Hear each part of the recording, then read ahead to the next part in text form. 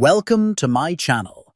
Today, I'm going to show you a simple but important Android setting that can help protect your privacy and improve your device's performance. Many apps request access to your location, camera, microphone, and other sensitive data. But what happens when you stop using an app for weeks or months? It might still have access to those permissions. Fortunately, Android has a built-in feature that automatically removes permissions from unused apps, helping you stay in control of your privacy.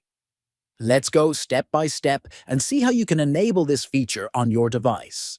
Just long press the app icon on your home screen, then tap App Info. Once inside the app settings, tap on Permissions to view what access the app has. Look for the option Remove Permissions if app isn't used and turn it on. This will automatically remove the app's permissions if you haven't used it for a while. This small change can make a big difference. By enabling this feature, you're ensuring that apps you rarely use won't have unnecessary access to your personal data. This not only protects your privacy, but also helps free up system resources and improve battery life.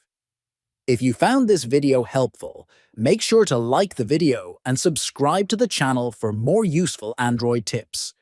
Let me know in the comments if you have any questions or if there's a specific topic you'd like me to cover next.